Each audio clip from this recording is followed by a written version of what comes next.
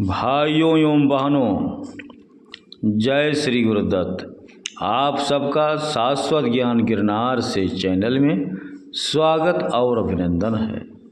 भाइयों बहनों, देवी माँ के दर्शन करने के लिए किसी दिन विशेष की ज़रूरत नहीं होती, बस श्रद्धा चाहिए। लेकिन नवरात्र को खास माना गया है।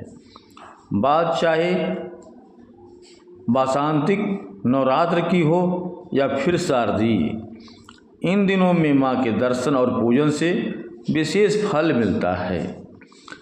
आज हम माता रानी के कुछ ऐसे मंदिरों के बारे में बताने जा रहे हैं जहाँ शारदीय नवरात्र में माँ की विशेष कृपा पाने के लिए भक्तों की भारी भीड़ लगती है।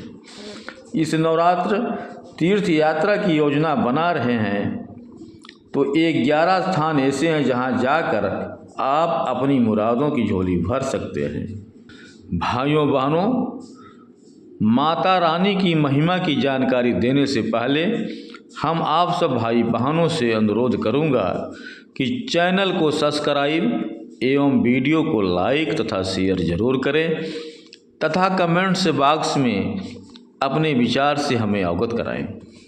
आज हम माता रानी की कुछ ऐसे प्रमुख तीर्थ स्थानों मंदिरों की जानकारी देना चाहता हूँ जहाँ पर नवरात्र में जाने से बहुत ही फायदा और उनकी कृपा प्राप्त होती है। जम्मू में स्थित त्रिकूट पर्वत पर माँ वैष्णो का निवास है। यहाँ माता वैष्णो देवी लक्ष्मी, सरस्वती और माँ काली के साथ विराजमान हैं। कलयुग में माता वैष्णो का दर्शन बड़ा ही पुण्यदायी माना गया है। भगवान श्री राम ने त्रेता युग में देवी त्रिकूटा, जिन्हें माता वैष्णो कहते हैं, उन्हें इस स्थान पर रहकर कलयुग के अंत तक भक्तों के कष्ट दूर करने का आदेश दिया था। उस समय से देवी अपनी माताओं के संग यहाँ वास करती हैं और भगवान के कलिक अवतार का प्रतीक्षा कर रही हैं। नवरात्र में माता के इस दरबार में दर्शन कर बड़े ही सौभाग्य को प्राप्त किया जा सकता है। मध्य प्रदेश के दतिया जिले में स्थित माँ पीताम्बरा सिद्धपीठ है। इसकी स्थापना 1935 में स्वामी जी ने की थी।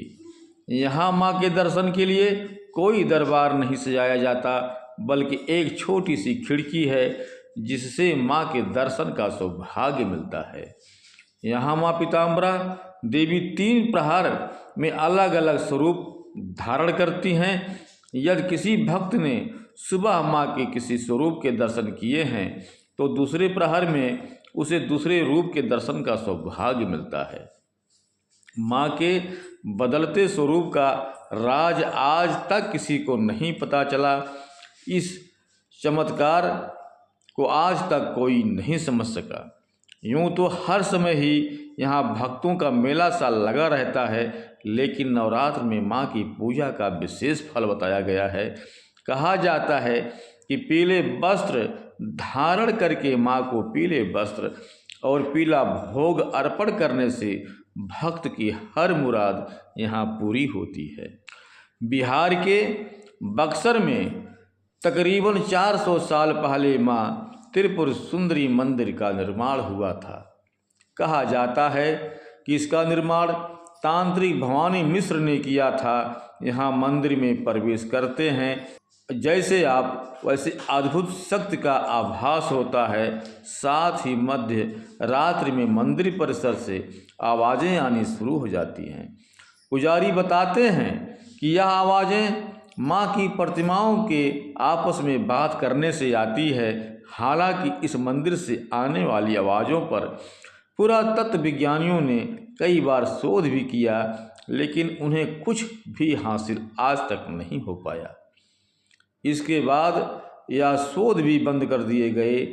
वासंतिक हो या शारदीय, यहाँ साधकों की भीड़ लगी रहती है। मंगलूर स्थित दुर्गा परमेश्वरी मंदिर को एक खास परंपरा के लिए जाना जाता है। यहाँ पर अग्निकेल नाम की एक परंपरा के तहत भक्त एक दूसरे पर अंगारे फेंकते हैं। स्थानीय लोगों के अनुसार यह परंपरा आज से नहीं बल्कि सदियों से चली आ रही है। जानकारी के अनुसार ये खेल दो गांव आतुर और कलतुर के लोगों के बीच खेला जाता है। मंदिर में सबसे पहले देवी की शोभा यात्रा निकाली जाती है, जिसके बाद सभी तालाब में डुबकी लगाते हैं। फिर अलग अलग गुट बना लेते हैं। अपने अपने हाथों में नारियल की छाल से बनी मसाल लेकर एक दूसरे के विरोध में खड़े हो जाते हैं। फिर मसालों को जलाकर इस परंपरा का निर्वहन किया जाता है। नवरात्र पर यहाँ भक्तों की भारी भीड़ रहती है। छत्तीसगढ़ के दंतेवाड़ा में स्थापित माँ दंतेश्वरी मंदिर 51 शक्तिपीठों में से एक है।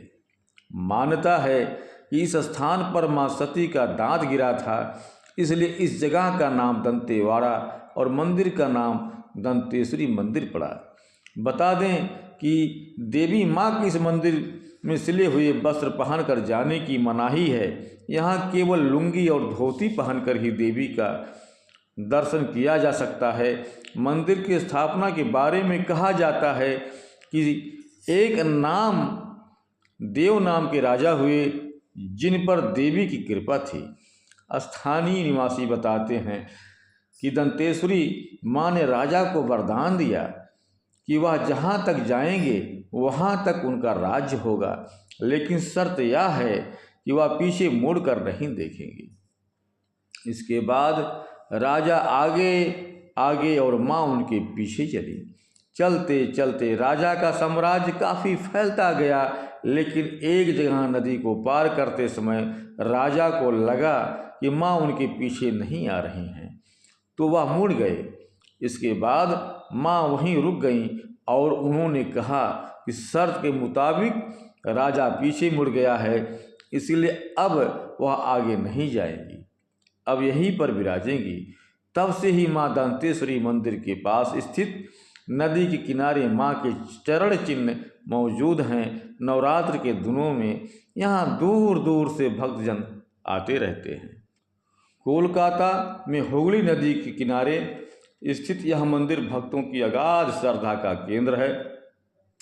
इस मंदिर की स्थापना के बारे में कहा जाता है कि जान बाजार की जमींदार रानी रासमणी को माँ काली ने स्वप्न में दर्शन दिया, साथ ही मंदिर निर्माण कराए जाने का भी निर्देश दिया। इसके बाद 1847 में दक्षिणेश्वर मंदिर का निर्माण शुरू हुआ। यह मंदिर स्वामी रामकृष्ण परमहंस की कर्म भूमि भी रही है। यूं तो यहाँ साल भर भक्त आते जाते रहते हैं, लेकिन नवरात्र के दिनों में यहाँ पर देवी के दर्शन का विशेष लाभ माना जाता है। राजस्थान के बीकानेर से तकरीबन 30 किलोमीटर दूर स्थित माता करणी मंदिर अद्भुत है। इसे चूहों वाला मंदिर और मूषक मंदिर के नाम से भी जानते हैं। यहाँ भक्तों को चूहों का जूठा किया हुआ प्रसाद खिलाया जाता है। माँ करणी को माँ दुर्गा का अवतार माना गया है। साल 1387 में एक चारण परिवार में करणी माता का जन्म हुआ। इनका बचपन का नाम ऋघुबाई था। विवाह के बाद जब उनका मन संसारिक जीवन से ऊब गया तो उन्होंने अपना पूरा जीवन देवी की पूजा और लोगों की सेवा में अर्पण कर दिया। 151 वर्ष तक जीवित रहने के बाद वह ज्योतिर्लीन हो गईं। इसके बाद भक्तों ने उनकी मूर्त स्थापना करके पूजा करनी शुरू कर दी। यहाँ तकरीबन 20,000 चूहे हैं। कहते हैं कि यह करणी माता की ही संतान हैं। यह सुबह की मंगला आरती और शाम की संध्या आरती में जरूर शामिल होते हैं। यहाँ माँ को चढ़ाने वाले प्रसाद को पहले चूहों को खिलाते हैं, इसके बाद भक्तों में बांटते हैं। नवरात्र में यहाँ खूब भीड़ लगती है। माता देवी की एक मंदिर कर्नाटक के बेलगाम में स्थित है। इस मंदिर की स्थापना के बारे में कहा जाता है कि इसकी स्थापना प्रथम शताब्दी में की गई थी। माँ के इस मंदिर में काली के स्वरूप की उपासना की जाती है। कहा जाता है कि माँ इस दरबार से कभी भी कोई भक्त खाली हाथ नहीं लौटा। यहाँ वासंतिक और शारदीय नवरात्र में श्रद्धालुओं की ज़बरदस्त भीड़ होती है। नैनीताल में नैनी झील के किनारे बसा है देवी माँ का यह अनुपम मंदिर। कहा जाता है कि इसी झील में देवी सती के नेत्र गिरे थे, इसके चलते ही यहाँ पर नैना देवी का मंदिर का निर्माण हुआ। यह शक्तिपीठ है। इस मंदिर में 2 नेत्र हैं जो माँ नैना को दर्शाते हैं।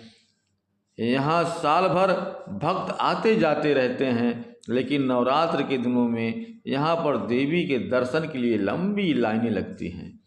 कहते हैं कि आज तक कोई भी भक्त माँ नैना देवी के दर से खाली हाथ नहीं लौटा।